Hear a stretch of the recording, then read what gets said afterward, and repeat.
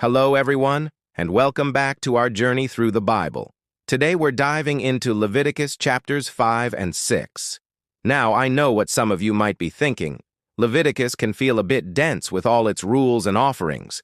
But stick with me, because there are some incredibly powerful and relevant truths hidden in these chapters that speak directly to our lives today. These chapters focus on what's called the guilt offering, or reparation offering. This was a specific type of sacrifice for unintentional sins. Those times when we mess up without even realizing it, or when we fail to act when we should have. Think about it. Maybe you heard some gossip and didn't stop it. Or perhaps you made a promise in a moment of passion and then forgot all about it. The Bible acknowledges that these things happen. What's fascinating is how specific these instructions are. The offering wasn't just about saying sorry. It was about making things right, not just with God, but with people too. If someone was wronged financially, the law required them to pay back what they took plus an extra 20%. This wasn't about punishment. It was about restoration. It teaches us a profound principle. True repentance often involves action. It's about taking responsibility and doing what we can to heal the hurt we've caused, whether it was intentional or not. This concept of restitution is so important. It highlights God's concern for justice and relationships within the community. It reminds us that our actions have real-world consequences, and part of our spiritual walk is to be mindful of how we treat others. Saying sorry is the first step, but making amends is what truly demonstrates a changed heart.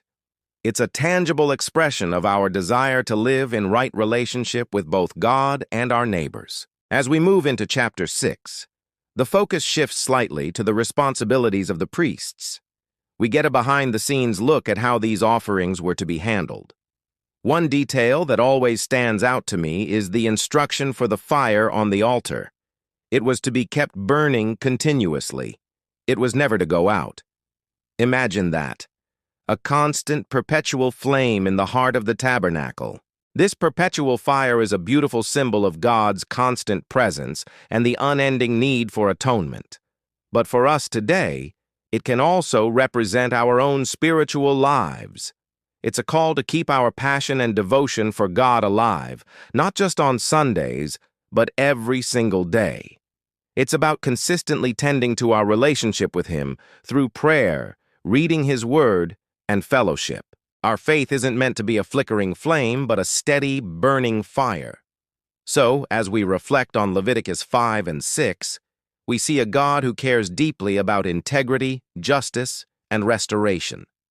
He provides a way to make things right when we fall short, and He calls us to a constant, living faith. It's a powerful reminder that our faith should impact every area of our lives, from our personal integrity to our relationships with others.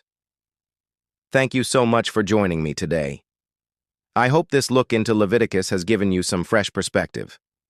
If you found this helpful, please give the video a thumbs up and consider subscribing so you don't miss our next study. Take care, and God bless.